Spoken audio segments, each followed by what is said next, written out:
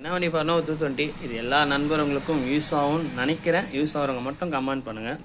இது என்ன விஷயம்னா நம்ம நண்பர் வண்டி தான். வெளியே அவரும் நண்பரும் மெக்கானிக்கு. இந்த மாதிரி இன்ஜின் மாட்டினேன், எனக்கு வந்து வண்டியில் சவுண்ட் வந்துக்கிட்டே இருக்குது, நாய்ஸு. ஆனால் என்னன்னு கண்டுபிடிக்க முடியல, டைமிங் பேட் எல்லாமே மாற்றவே நாய்ஸ் வருதுனாரு. சரி என்னன்னு சொல்லி கைட்டும் போது சரி இந்த வண்டியில் எனக்கு ஒரு சின்ன டவுட் எப்போவுமே ஆரம்பத்துலேருந்து இது. என்ன டவுட்டுன்னு பார்த்தீங்கன்னா, நான் இந்த வண்டியை பற்றி இன்ஜின் ஒர்க் பற்றி நான் சொல்லியிருப்பேன். பிஎஸ்சியில் ஒரு ஸ்டெப் டைப் வரும்ண்டு. ஆனால் இப்போ இந்த 220லேயும் பார்த்தீங்கன்னா எஃப்ஏஆர் மாடல் பிஎஸ்6 மட்டும். பிஎஸ்6லேயும் பார்த்தீங்கன்னா இந்த பாருங்கள், இது ஸ்டெப் டைப் போகுது. நான் இது புதுப்பேட்டில் போகும்போது ஒரு 220 பிஎஸ்சிஸோட இன்ஜின் பிரிக்கும் போது நான் அதில் பார்த்தம்போது தான் இந்த கண்டுபிடிச்சேன், இந்த பிஸ்டன் ஸ்டெப் டைப் இருக்குதுன்னு. நானும் பாட்டில் கேட்டேன், நான் இந்த மாதிரி ரீபோர் பண்ணுறதுக்கு இப்போ பிஸ்டன் கிடைக்குதான்னு கேட்டாங்க.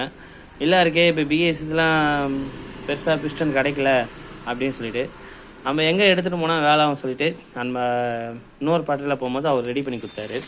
இங்கே பாருங்கள், அதே 220யோட ஒரிஜினல் பிஸ்டன் ஃபேட் டைப் போட்டு இந்த பக்கம் ஸ்டெப் டைப் பண்ணி கொடுத்துட்டாரு. இது நாளையில் ஒரு வண்டி ரெடி பண்ணியிருக்கிறேன். அதனால் எனக்கு இந்த மணி சவுண்டெல்லாம் வந்ததில்லை.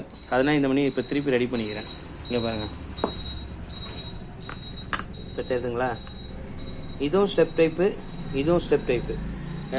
இப்போது நம்ம போடும் போது அந்த வால் நைஸ் கேட்காது. இது ஏன் இந்த வீடியோஸ்ன்னு பார்த்தீங்கன்னா, எல்லா நண்பர்களுக்கும் நான் சொல்கிறேன், ஒரு பிஎஸ்எஸ்ஐ இன்ஜினை பிரிச்சிங்கன்னா அவசரப்பட்டு இந்த பிஸ்டனை தூக்கி விசிறாச்சிடாதீங்க. பிஸ்டனில் தான் விஷயமே இருக்குது. பிஸ்டனை பிரிக்கும் போது இது ஸ்டெப் டைப்பா ஃபேட் டைப்பான்னு செக் பண்ணிக்கோங்க. இந்த மாதிரி யாரும் கஷ்டப்படக்கூடாதுன்னு சொல்லி தான் ஒரு வீடியோஸ் கஷ்டப்பட்டு எடுத்து போடுறேன். ஆனால் என் சேனலை மட்டும் யாரும் ஃபாலோ பண்ணி பார்க்க மாட்டீங்க. சும்மா 4 வீடியோ 5 வீடியோ போடுறவங்க வீடியோலாம் சப்போர்ட் பண்ணுறீங்க. இந்த மாதிரி யூஸ்ஃபுல்லான வீடியோஸ் போட்டால் யாரும் சேனலை கண்டுக்கிறவங்கள ஃபாலோ பண்ணுறதும் கிடையாது.